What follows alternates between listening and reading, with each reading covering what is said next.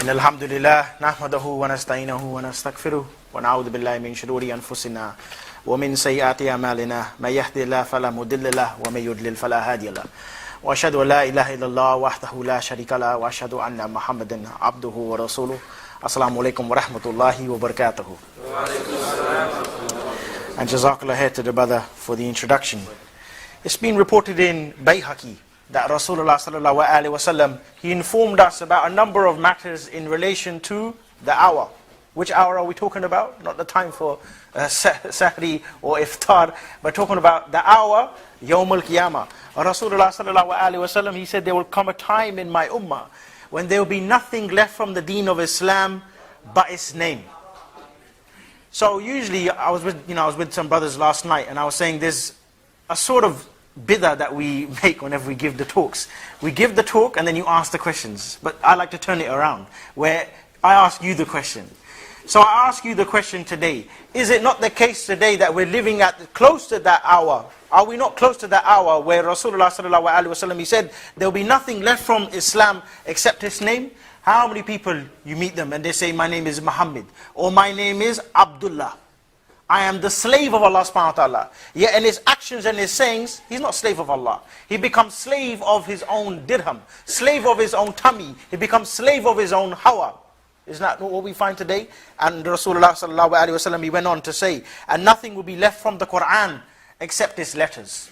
So sad, such a sad reality for us nowadays, where the Quran does not have any meaning for us whatsoever. How many times you find people, they travel, or people they go within the car, or taxi driver, whatever it is, but people, they play the Quran as if it's like music, as if it is like music in their ear. And again, that is another sign of the hour, where Anas bin Malik, he reported Rasulullah saying one of the signs of the hour would be that the Quran would be just like singing. Many people, they do that. Beautify the Quran when they recite, and afterwards they go completely against the verses of the Quran. You see it many times in my own local so-called masjid. They do that. God save the Queen, mashallah. He go completely against the verses of the Quran, completely against the ahkam, whether it be the amr or the nahi or the akbar, whether it be the command to do or the command not to do, or any of the information which has been revealed to us by the Quran. The people, they go completely against that. So what we find nowadays is the Quran no longer is a reference point. It's not a reference point for us nowadays. We don't understand our relationship with the Quran. Because remember, when you want to speak to Allah, how do you speak to Allah? You make dua to Allah. You ask Allah, Ya Allah, help me in this. Ya Allah, give me the hidayah. Guide me in this matter. But if you want Allah to speak to you, what do you go to? Do you ring up your doctor? You don't ring up the doctor. Do you ring up MI5 or the police or something? Tell me what Allah says. They're not going to tell you what Allah says. They're going to tell you something else. Put the handcuffs on and take you into the station. But if you want Allah to speak to you, what do you go to? You go to Kalamullah. You go back to the Quran as a reference point.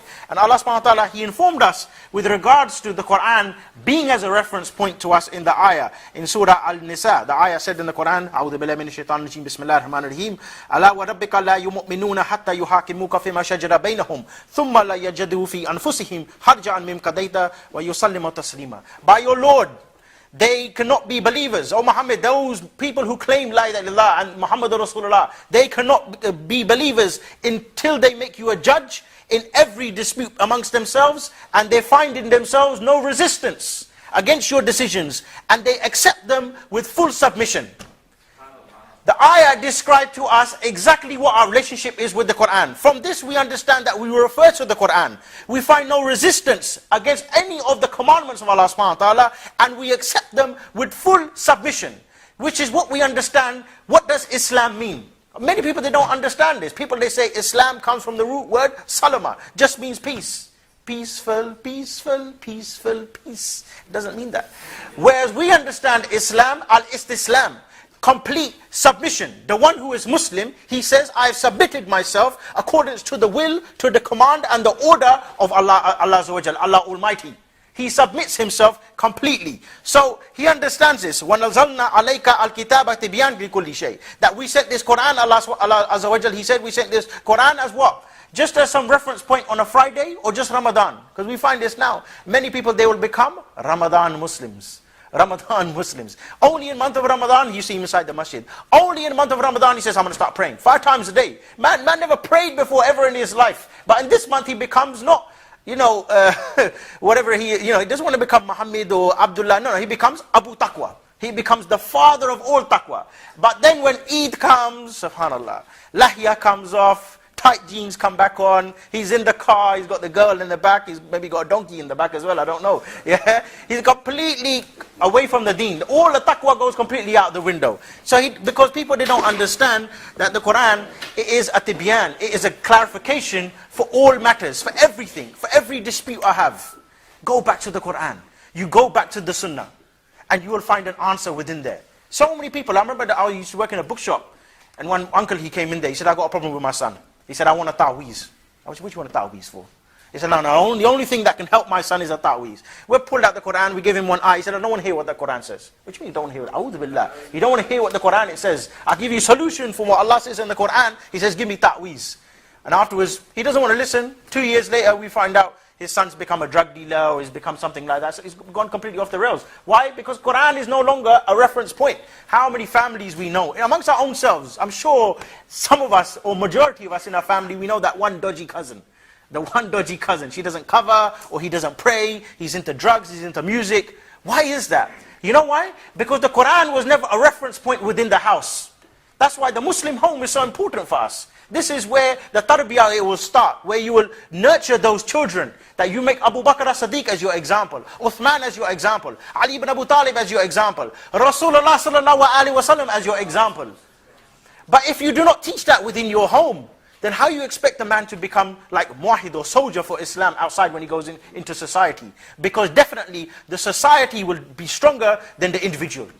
So not only do we have a problem where the society is corrupt as well. You know that yourself. You go in the middle of the street at 11 o'clock, 12 o'clock. You're not going to find people walking around with turbans and miswaks and talking about what Allah said in Surah Al-Nas and Qul Ya Ayyuhal Kafirun. Of course not. You're going to find nightclubs, drugs, drink.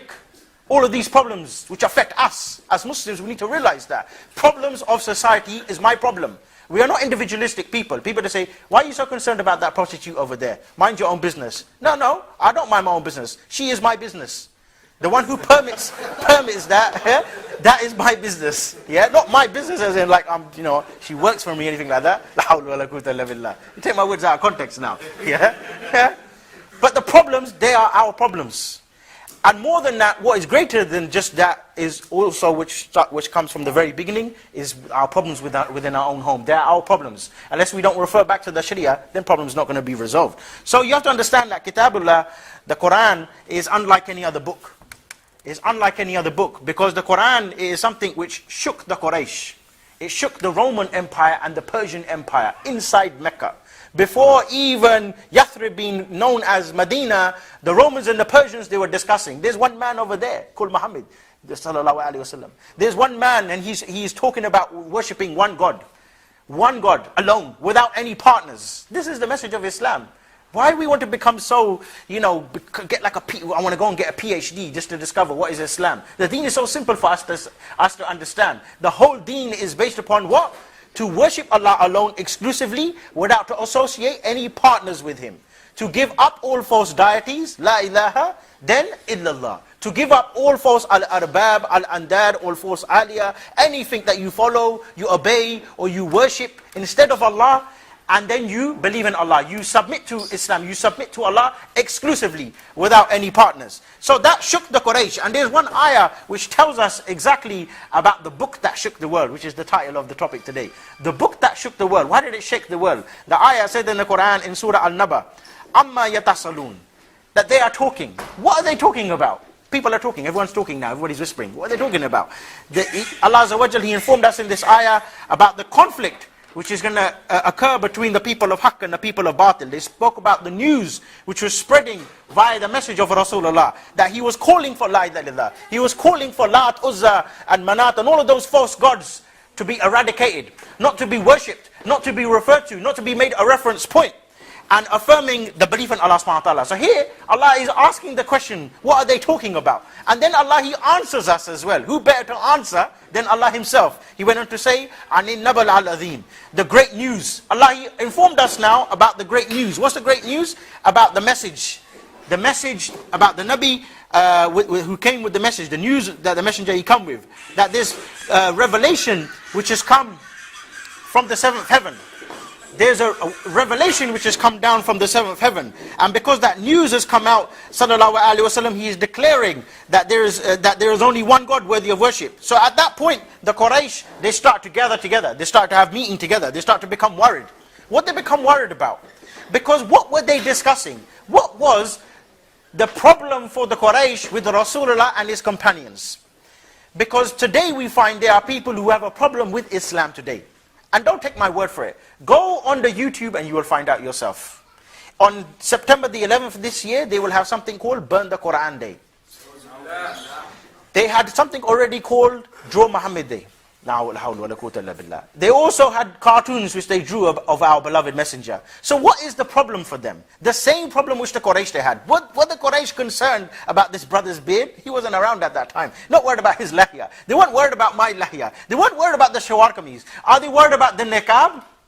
Ask yourself, are they really, what they keep going on about this? We need to ban the niqab. The niqab is such a problem. Is the niqab a problem for them? I'll tell you what is the problem. It's the ideology behind that niqab. What is behind that niqab is the problem for them. The ideology of Islam and what it represents. Complete subservience to Allah and no subservience to any man. Which is what democracy and capitalism is built upon. Where you take the servitude away from Allah and you start to serve man by his own vested interests. Which is what the words of this Condoleezza Rice, the one with the big teeth, the man, which is what she said. She was asked inside Pakistan by the media, why do you keep banging on about democracy and freedom for Pakistan? Why don't you go back all the way to America and worry about the Super Bowl, about the New York Giants or something like that? She said, shouldn't we be concerned about democracy and freedom? After all, we have to secure our vested interests. Our vested interests. Democracy, capitalism, freedom, nice big slogans, and people become dazzled by them so much. Put all of the slogans and put all of the titles aside. Let us just call it the God of man. The God of man today, the God of man today is his own desire. It is democracy and freedom today. That is the false idol of our time today. There is always two gods. La ilaha illallah doesn't just mean believe in one God. There is no God but God. That doesn't make any sense at all. Like if I was to say, there is no table but table. But to say that there is no God, so you negate those false gods, plural, not singular. You negate false gods, and you believe in Allah al-Wahid, Allah alone, as Ahad, as one God. So the problem for them was the ideology of Islam. And that's why the Sahaba, they suffered boycott. They faced torture. When who has seen the film The Message? You've all seen this film The Message, isn't it? Most of you have. Maybe you have. Maybe you haven't. Maybe you're going to go home and rent it out now anyway, or download it from one of those dodgy websites, yeah? Pirating and all of that, yeah? But what was the problem for them? Why was it that the Sahaba, they were, boycotted, tortured? Did you ever ask yourself, pick up any book of seerah, it doesn't matter whether it's written by Shaykh al-Islam or whatever it is, he could be somebody who's just somebody miskeen off the street who has very little knowledge about Islam. But nobody here can say they're ignorant of the fact that Bilal, he was tortured. Is there anybody here who doesn't know that Bilal, he was tortured? You all know Bilal was tortured. What about Uthman? What about Abu Bakr as-Siddiq? Abu Bakr as-Siddiq, radiyallahu anhu, on a number of occasions, 3-4 times, the man, he was knocked out unconscious on the floor. Why? Because of La ilaha illallah. La ilaha illallah. And that's why, when you read some of the seerah of Ibn Hisham, and even of Al-Bidayah wa Nihaya, you read about how the Quraysh, how on many occasions they used to surround Rasulullah. And there was one man, I forget his name now, how he used to, Uqba his name was, Uqba ibn Mu'ayd. He used to like to grab the neck of Rasulullah with a piece of cloth and used to strangle his throat. Why were they strangling his throat? Is it because he was not Arab like them? He was Arab like them. He had a British passport like them. He had everything. He understood all of the values. He had business, he had everything. He was not somebody who did not know about integration or multiculturalism. He knew about all of that. But it was the message that he came with. So that is why the Sahaba, they suffered. And that is why, because of this great news, as we're discussing Surah An-Naba here, the ayah said in another surah, فَاسْدَى بِمَا تُؤْمَرُ. Go out publicly and proclaim the message and do not care what the mushrikeen they say. This is the great news. This is why we say the Quran, it is the book that shook the world. Because when Bilal, when he embraced Islam, who was Bilal? What was he before the deen of Islam? How was he described? As slave. And when he was taken out from the slavery of man, like many of us, we used to be slaves to men. I used to be a slave of man as well. Where man used to dictate to me and dictate to you as well, that in order to be good citizen, in order to have a real good purpose in life, we were dictated that our purpose in life is to go to the nightclub, to have girlfriend, to have boyfriend, to have donkey friend, to have drugs, to have women, to have fashion, to have all of these. And if you get all of that, then you have fulfilled the purpose of your life. And then we found a fallacy within that, and that is why Allah, He gave us the hidayah, the spark of hidayah. Alhamdulillah. Ala ni'mat al-Islam. Allah, He gave us the hidayah and guided us from the deen of worshipping men to worshipping Allah alone. So Bilal, he was exactly in that same predicament, where he was a slave of an ideology, a slave of an idol, not just a slave of statues. Today we are not slaves of statues. We become slaves of the ideology of the mind, and of different ideologies. So Bilal, when he embraced Islam, Rasulullah sallallahu alaihi wasallam, he said to him, he said, hold on, calm down, don't do the talk today. Yeah, don't tell anybody about your Islam just yet. He said, I'm concerned for you. Don't do it because I fear that there may come some harm to you. What did Bilal he do? Because remember, somebody who has iman, somebody who understands, he has full yaqeen. One of the conditions of our shahada is that he has full yaqeen upon this message. He can never hide the message. How can you be somebody who says, I am a Muslim, and I submit myself to Allah, and I understand that He's the only one worthy of worship, yet you remain silent upon your shahada? That's why Shaykh al-Islam ibn Taymiyyah, he made condition for the one who reverts or converts to the deen of Islam, he must say by his tongue that he must say by his tongue the shahada. Until then, we don't believe he is Muslim. He must say by his tongue, Ashhadu. What do you say? What does Ashhadu mean?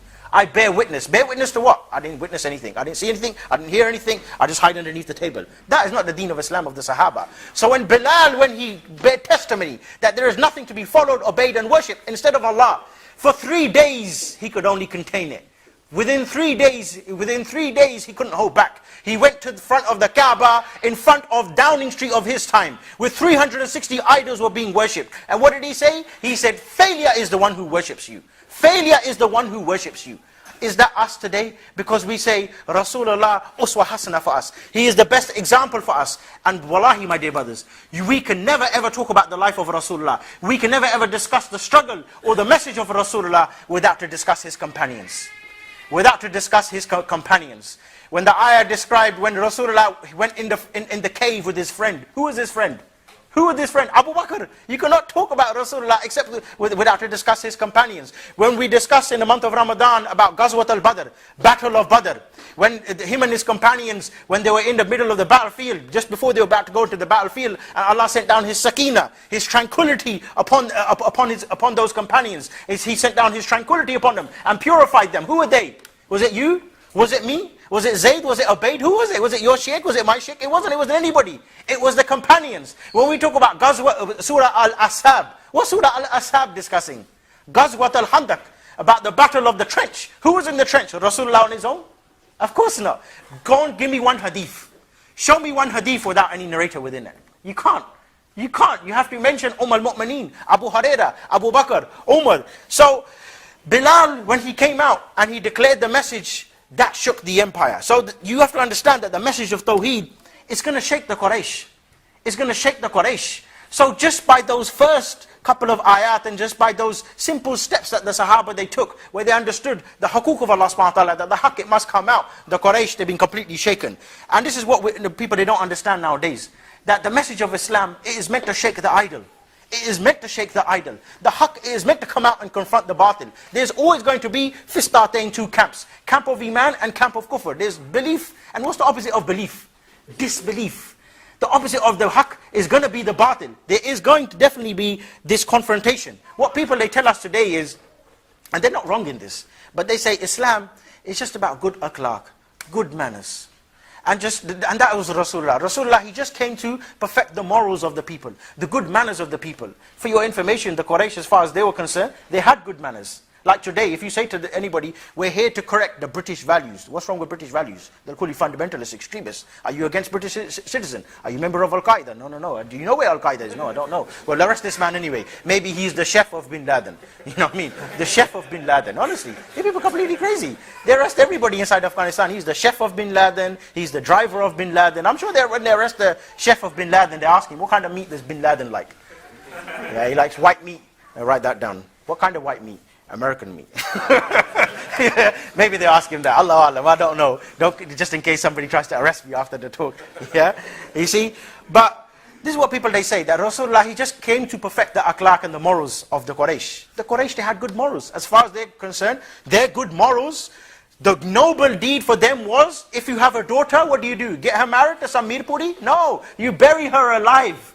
That was the good manners of the Quraysh. The good manners of the Quraysh was what? When you go into the marketplace, you start cheating. If you got a woman, she dances around naked, she walks around naked around the Kaaba. She has a red X on the front of her door, like prostitute.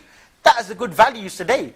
And if you speak out against that, they say you're fundamentalist, you're extremist. If you say, for example, that no, it's not just an issue of our women, they need to be covered and you need to wear khimar and jilbab and niqab, but maybe Queen Elizabeth, she would look a lot better with the niqab on as well. Yeah, and the people, they start to say, oh, this is a threat now to our civilization. Who said the civilization was good in the first place? We've been told and we've been dictated, my dear brothers, for too long by the likes of George W.C. Toilet Bush, where he said Western values are not Western values, they are human values. So what does Islamic values have in this society then? No place whatsoever. What are they then for them? Animal values. Animal values. Anybody seen this film? I like to make this analogy. It came to my mind the other day. Anybody ever seen this film, Planet of the Apes? Planet of the Apes, this is our reality today. We are the humans, the real humans, insan with some akal, in captivity, and we got the monkeys in charge over us. But you know what happened to them apes anyway. They were completely annihilated in the end. I don't know, that's maybe what happened, but there's so many different parts, I didn't watch the entire program. Maybe you can buy the DVD box set afterwards, but that doesn't matter anyway. The ayah said in the Quran, وَلَا يُشْرِكُوا فِي حُكْمِ أَحَدًا, that Allah subhanahu wa ta'ala, He allows nobody to share inside in His rule. Abu Ja'far al-Tabari, he said, Allah will never let His creation be a partner in His ruling and His judgment. So you understand via the divine texts, because we're not talking about from our own mind. People, they talk about Rasulullah without any knowledge. And the one who talks about Allah and his messenger without his knowledge, we say to him, take your seat within the hellfire. We don't talk about the deen of Islam without knowledge. He said, Allah will never let His creation be a partner in His ruling and His judgment. Meaning that God and man, they can never be equal. They can never be equal. By their very nature, man is weak, limited, and needy. So by the tongues of the kuffar nowadays, by the tongues of the non-Muslims, you can understand that there is one constitution, one part of the constitution of the United Nations, which will show you why the Quran, it came to shake the world today, just as it shook the Quraysh. You know what that constitution is? What was written within that constitution? That sovereignty, it belongs to Almighty Man. Where you say sovereignty belongs to Almighty Man, that is where you find Islam and non-Islam, they are not compatible with each other. The only way that they can not integrate, but the only way they can be compatible with each other is if Islam, it has domination above the other. And that is why you can understand there's always going to be a conflict between the wahi and the hawa. Ali ibn Abu Talib, he said the number one enemy of the sunnah. You know what the number one enemy of the sunnah is? It is the hawa. It is the hawa, your own rational desires. Where you start to worship them, you start to obey them. Like I meet people like this all the time. You say to them, for example, that look, this meat shop is so nice. It's halal. He said, but this one's Kentucky Fried Chicken. Why can't we have this one? Yeah, but this one is been slaughtered properly. Yeah, but this one has got the kernel. It's got the, Kentucky Fried flavor. The kernel's special flavor. And people tried to fool us. They tried to say, look, maybe the kernel, maybe he's Muslim. Because he's got lahya, he's got beard. The kernel is kafir. He's probably Zionist or something like that. Maybe they need to just shave off his mustache or whatever, yeah? But they say, no, the kernel, his chicken is very nice. So when people, they start to worship their own hawa. So we understand the nature of the wahi is that it will shake the nature of the wahi is that it will shake the world. And there's no other book like that, if you think about it. Whenever we discuss with non-Muslims and we tell them, come to Islam, think about Islam as a way of life. And people, they always ask this question. They say, how do I debate with somebody Sikh? Takkan? I don't know if you have a lot of Sikhs in Cardiff, yeah? Takkans, Hindus, how do you debate with them? They've got so many different gods, you don't know which one to start with. Elephant god, monkey god, the blue god, the one with the bangle on her finger, spinning a ring on the finger, the one with lipstick on, makeup. Which one do I start with? How do I refute a Hindu or a Sikh? I tell you, it's so easy. You know what to do? When he comes to you and he says, what does Islam say? You say to him, tell me about your deen. Tell me about your deen. And that's it, he'll get stuck there. He says what it is, there's a man, he come down and then his head went flying off and then a monkey head came on top of him. And what it is, we don't really worship him, but we just believe the monkey is a way in order to get to God. And who's the God? He's the elephant flying around with 16 arms and 25 legs. And then, the Matrix is coming as well. And before you know it, the Transformers are flying as well. They all got part of it. You're thinking, what the hell is this, man? This guy's been, we say, what's your name? Taranjeet? No, my name is Harry Potter. No wonder you fool, you know what I mean? You've been reading these books, you become completely majnoon, you become completely mad.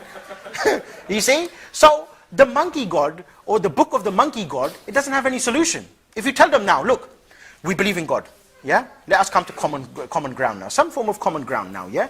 So let's set ourselves up with a foundation. You believe in God? You believe in God. I believe in God? I believe in God. Yeah, okay, now. This God who created me, He will never leave me alone to just thunder and wander in the middle of the street without any instruction. Otherwise, how can you claim that this book is from God? If we believe that the Quran is from God, and which we do as Muslims, we believe that the Quran has an answer for it has a solution for every problem today. So the Quran, it will tell us how to buy, how to sell, how to trade, how to get married, even how to go to the toilet. Somebody non-Muslim will get completely shocked. Why would God be so concerned from that? So then that means there's no God then.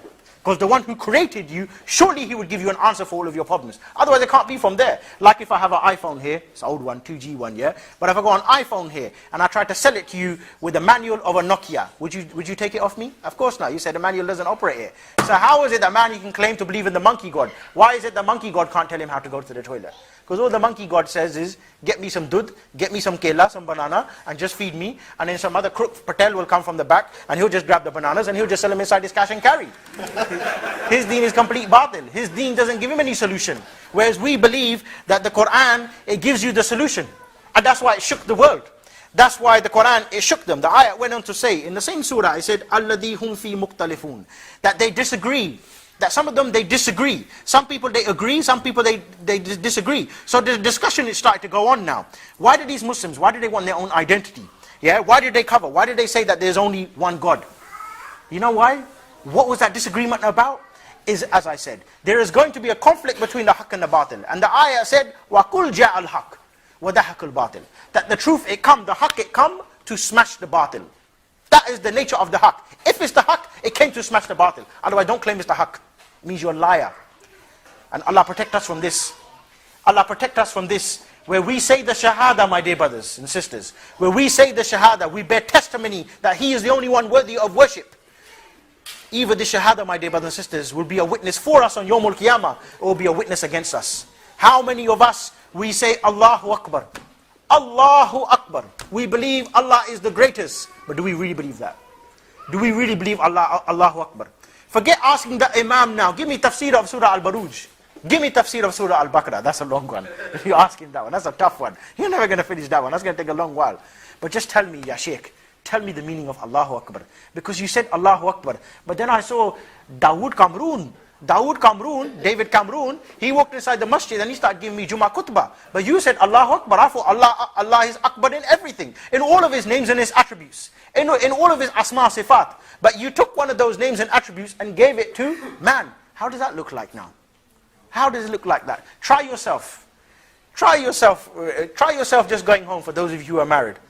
Yeah? And you got one of those blow-up dolls. Yeah? Take one of those blow-up dolls, yeah? Hopefully you ain't got one of those, yeah? But I just heard these kuffs, they're into this, yeah? Take one of the blow-up dolls and say to your wife, yeah, I've got a new wife. Would she ever accept that? You'd never accept that. How about, would you accept now, David Kamroon, or Dawood Kamroon, to come inside your own house now, and tell your wife how to cover, how to dress?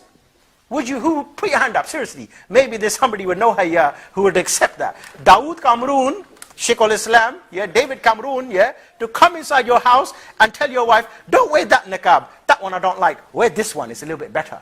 Don't wear those shoes, wear these shoes. Oh, don't cook lamb curry for me, cook the chicken curry. What would you do with David Kamroon?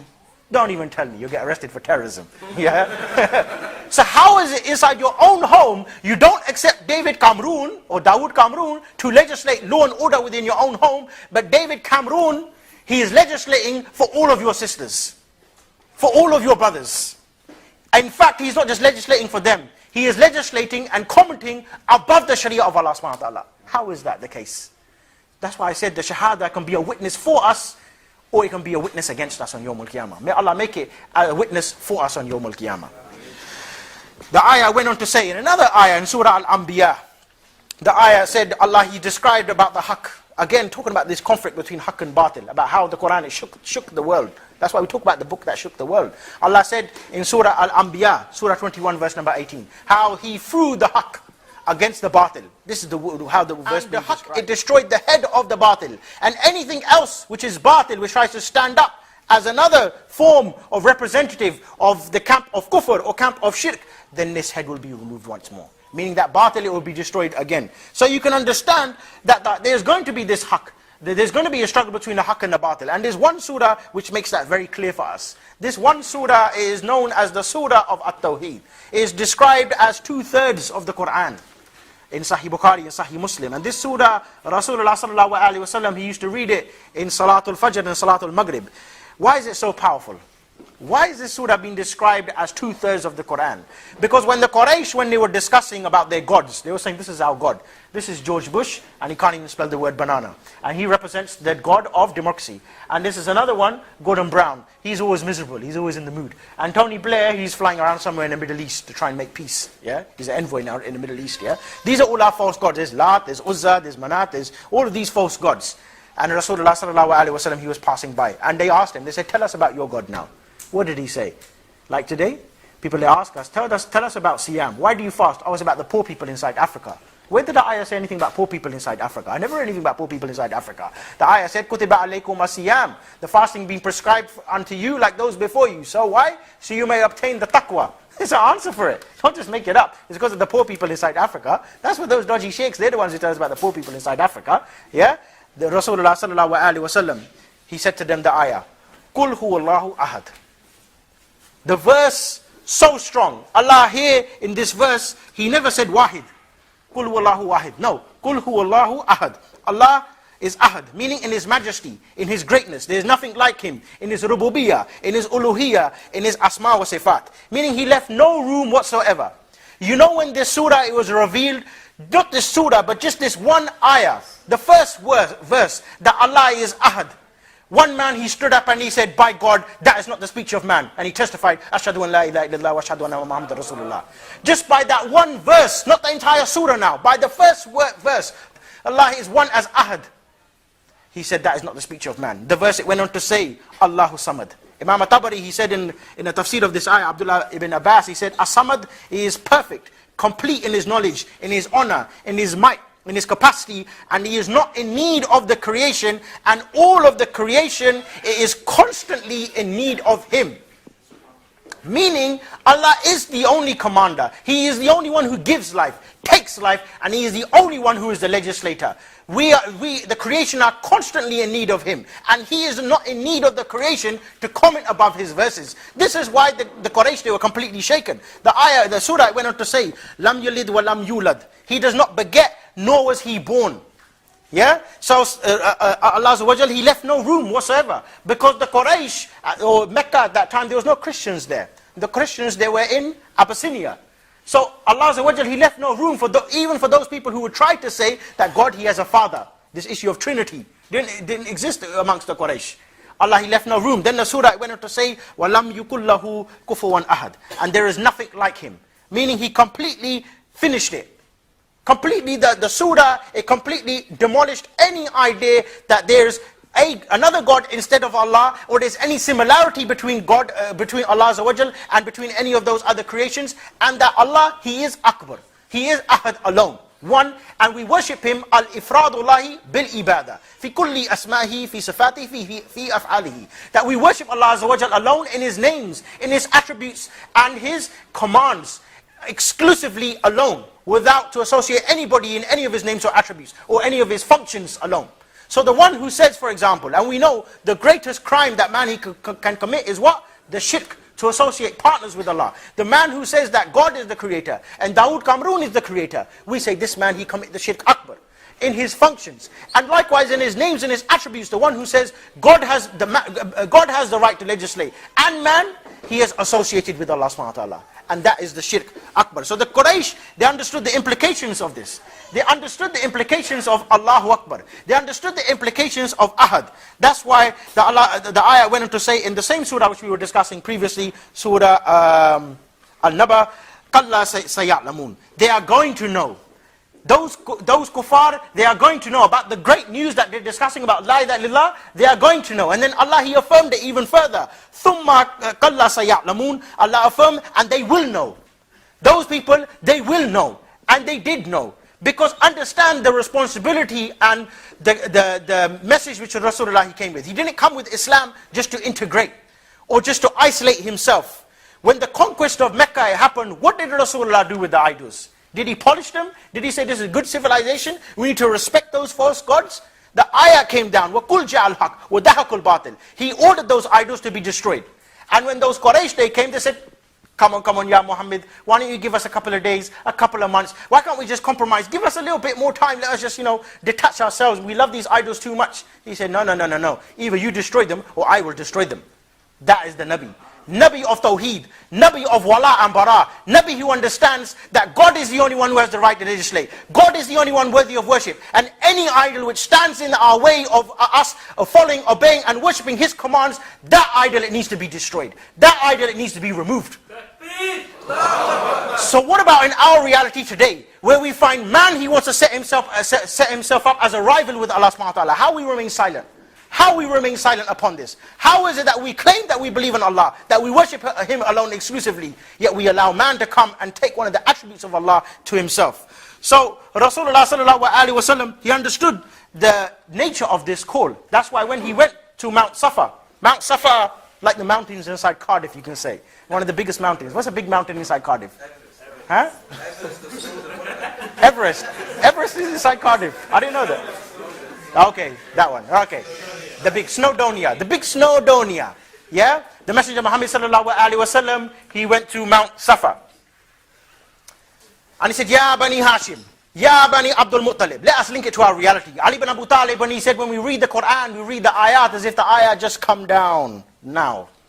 So where he said, oh Americans, Ya Obama, Ya Bush, Ya Blair, come here, I've got something to tell you. The message, it needs to come out. The haqq, it needs to come out and destroy the falsehood. They said, okay, what is it? You know, in the seerah being reported, how long Rasulullah he was calling them for? Just to say, I want to tell you something. For 2 hours. For 2 hours, Rasulullah, he stood on Mount Safa saying, Alan, come, I've got to tell you something. Come. Everybody, they started to come. Even the British government who couldn't make it that particular day, they sent their own home secretary, their foreign secretary along. Just listen, what's this man got to say? And when all of the Quraysh, when they gathered, he said, do you know who I am? They said, yes, we know who you are. You're Muhammad.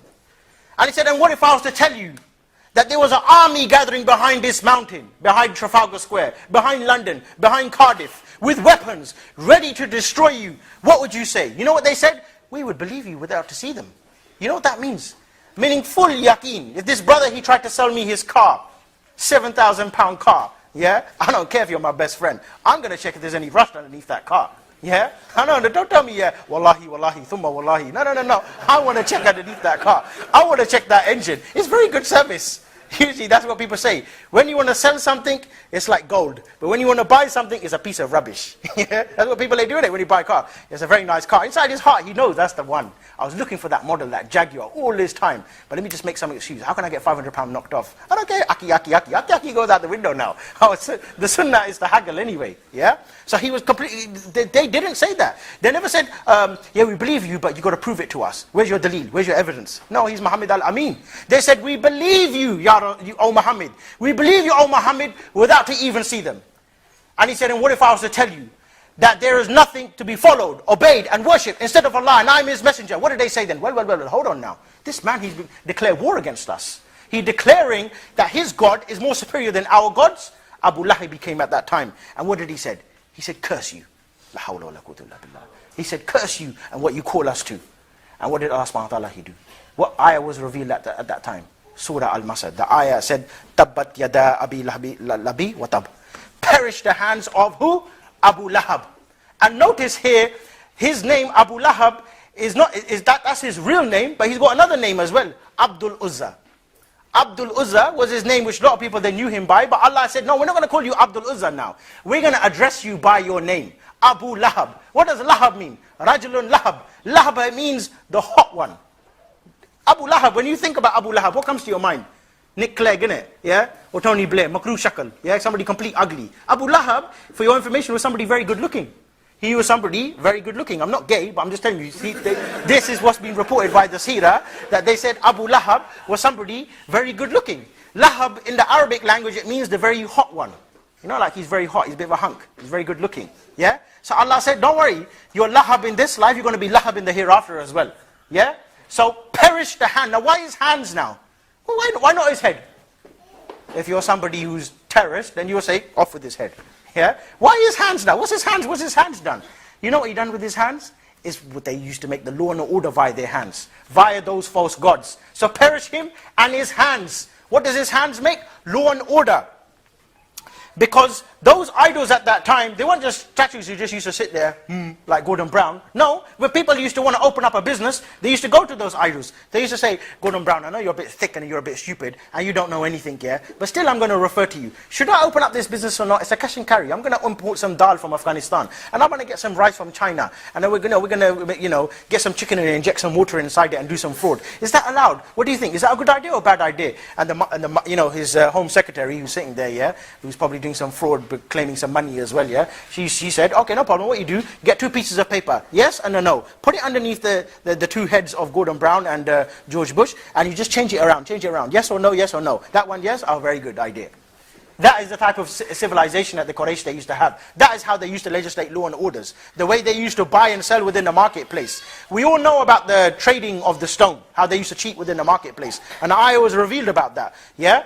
About woe to the one who cheats inside the marketplace. That wasn't the only type of transaction they used to have. There used to be another one where a man used to have a piece of cloth with goods inside them. Look how jahil this transaction is. Yeah? He used to walk around with a piece of cloth and goods. You have to buy it now. They bumped into you. I don't want it. What are you talking about? Yeah, that's £450. I'm going to come and collect it off you. And if not, then I'm going to send the heavyweights. Yeah, the debt collectors around. It's exactly the same transaction they do. Very nice woman comes on with a very nice posh voice. Suffering. You haven't got any money, can't pay your debts back. Don't worry, we'll do something called debt consolidation. Yeah, we'll gather all of your debts up and you just pay us back very slowly. MashaAllah, such woman of taqwa, she's come there, she's really concerned about me. And then afterwards you get the bill, yeah, 15.9% interest, on an annual day, not annual month or yearly, every day, 15% interest. You see, exactly the same thing today. At that time, their prostitutes used to have a red X on the door. Today's exactly the same thing. They got postcards, postcards and advertisements all over the walls inside the phone boxes. SubhanAllah, you know what I mean? The old man, he walks inside the phone box, yeah, and he thinks, he's an old man, he thinks, oh, look at that prostitute. Let me ring her up. And before he looks at the pictures, he has a heart attack. He has to ring 999. The pacemaker's not working. You know what I mean? He just dropped dead on the floor. You see, same corruption which you find today. So Rasulullah sallallahu alaihi wasallam, when he saw all of that idol worship, he said, you and what you worship will be in the hellfire. So he didn't just attack the idols which were made out of statue, but the idols which emanated from those systems. And that is what the Quraysh, they couldn't handle. That why is this man speaking out against our economic system, against our social system, the way we buy, the way we sell, the way we trade, the way we greet each other, the way we just have social interaction, social relationships. The women, they used to fornicate left, right, and center. Then they just used to choose whoever's the richest amongst them. Just go up to him and just say he's the father. They do exactly the same thing today. Woman goes inside the nightclub, sleeps with everybody, gets all of their phone cards, all of their phone numbers, and just rings them up. What'd you do? I work for BMW. What'd you do? I work inside Sainsbury's. Yep, the first one. You're going to be the dad. Complete corrupted. So Rasulullah sallallahu alaihi wasallam, when he spoke out against that, and the Quraysh, when they couldn't handle it, like today they can't handle Islam. Islam becomes so much. They're talking about banning the niqab inside France. They banned it inside France? They banned it inside France, isn't it? Yeah? Inside, what's the other country? Belgium. Belgium as well. Many other countries, they're talking about that. And my dear brothers, if we do not rise up and start to speak out against this, I believe it's a matter of time when tomorrow they will start to ban the Quran. It's about time now that we start to raise our voices and start to speak out. Because it's not the attribute of a Muslim to remain silent. That's why Ja'far ibn Abdullah, he said when we gave the bay'ah to Rasulullah under the tree, in the bay'ah to Shajara, Rasulullah, he made a condition upon us to speak the truth wherever we are until we die. Until death comes to us, we must always speak the truth. So when the Quraysh, when they couldn't handle that, they resorted to 4 particular methods. First was humiliation and ridiculing. So they start to say, don't listen to these people, unemployed, they can't get a job, they're against the system, disaffected youth. Yeah? 5 minutes. Oh, subhanAllah. Give me 10. Yeah? Inshallah, yeah? Don't listen to these people, radical fundamentalists, they're going to brainwash you. Like they say today, these people, don't go to those people, they're going to brainwash you. As if I've got some, soap here, yeah? Quran, and I've got conditioner, sunnah, and I'm just going to brainwash you. Clean that brain out, and we do brainwash. Brainwashing is good. We don't even call it brainwashing, it's called reprogramming. And this is very good. There's nothing wrong with that, programming. You got a virus on your laptop, what are you going to do about it? Nothing? No, you're going to reprogram it. You're going to brainwash it with the new Vista 7, or whatever it is, yeah, Windows 7. So then they resorted to distortion of the Quran. They said this book is just a book of poetry. Third one, they started to make claims against Rasulullah. Liar, sa'ir, magician, majnoon, don't listen to him. And it's different if somebody off the street comes and says, he's a liar, he's this and that. But Abu Lahab used to come along, or Abu Jahl used to come along and say, don't listen to him, he's my nephew, I know him. I'm his uncle. Like today they say, the moderate chocolate coconut sheikh, he comes on with no lahiyah. He says, I read the Quran 1 million times, and he's 21 years old. I read the Quran 1 million times. Wait, and this is how you test him. I read the Quran 1 million times. Did you read Surah Assalam? Yeah. There's no such thing as Surah Assalam. This is how you catch him out. And don't listen to those fundamentalists, those extremists.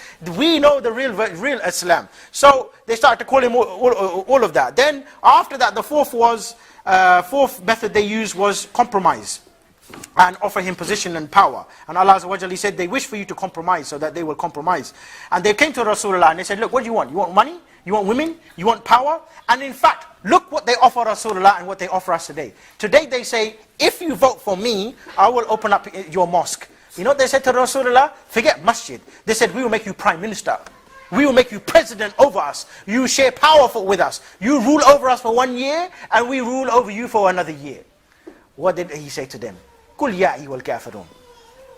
In very imperative language, in very imperative, very decisive words.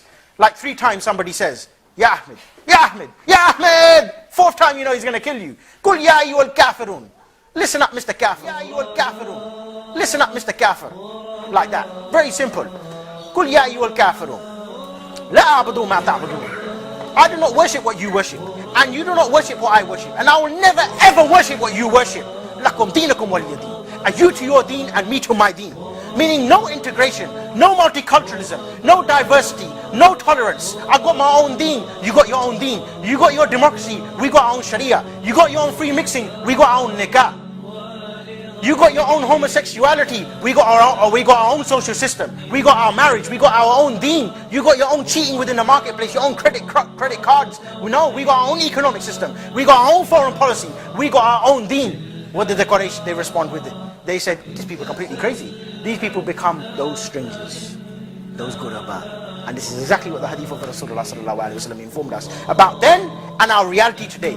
He said, Bada Islamu Gariban, wa sayudu Gariban. Kama bada fatuba lil ghuraba. That Islam come as something strange, not something which integrated. Islam has come as something strange, and it will go back as something strange. So tuba lil ghuraba. Tuba, the tree in the Jannah for those who are the ghuraba. The Sahaba, they asked him, Man hum ya ghuraba? Who are those ghuraba? Rasulullah sallallahu alaihi wasallam, he said, An-nuza min al-qaba'il. They are ghuraba, they are those people who withdraw themselves. Withdraw themselves, An-nuza has 2 meanings. Those people who completely withdraw themselves from their own tribes, from their families, from the customs, from the traditions of their own people. And secondly, those people who leave their countries for the sake of Allah to make His word the most high. Abdullah ibn Amr, he reported, he asked, he said, when we were with sallallahu alaihi wasallam, and he said, Tuba lil ghuraba, he said, who are they? Who are they? Who here wants to follow the footsteps of Rasulullah? Do you want to follow the footsteps of Rasulullah? Do you want to follow the footsteps of the companions of Rasulullah sallallahu alaihi wasallam? They were the first ghuraba. Rasulullah sallallahu alaihi wasallam, he said, they are the very good people, and they are very few in number compared to the majority. And they are those people who forbid the evil when the people, they start to become corrupted. So those people who withdraw themselves from the corruption, they make bara'ah from the corruption, but they rise up to destroy that corruption and replace it by the haqq. وَقُلْ جَاءَ الْحَقِّ وَدَهَقَ الْبَاطِلِ. The truth it come to smash the falsehood, to smash the batil. That is the deen of Islam. So sallallahu alaihi wasallam, you can understand, he rose up with the sword of Tawheed in his society, with the sword of La ilaha illallah, the Tawheed of not just understanding God the only creator, but God the only commander, God the only legislator, and he carried that in his society. So today, when we find that the sanctity of Allah subhanahu wa ta'ala is being violated, how is it that we remain silent? Somebody come in the middle of the street to steal your own mobile phone. You telling me you're not going to defend it? You telling me you're not going to defend it? Somebody scratch up your nice £20,000 BMW. You would remain silent? You will never remain silent. So how is it today when somebody, he violates the sanctity of Allah subhanahu wa ta'ala, and we remain silent? We can never remain silent. We are not from the ummah of Gordon Brown. We are not from the ummah of Tony Blair. We are from the ummah of Osama bin Zayd. We are from the ummah of Khalid bin Waleed. We are from the ummah of Umar al-Faruq. They are our example. They are our example. When they rose up in their society, what did they do? They did not integrate. They did not isolate. They worked to destroy the God of man and replace it with the God of Allah, the law of Allah subhanahu wa ta'ala, the Sharia above their noses. So we need to understand, today in our reality, we are not people who are in need of democracy. Let their democracy, their freedom, their secularism, let it go to hell. It's a false God, it's a false idol for us.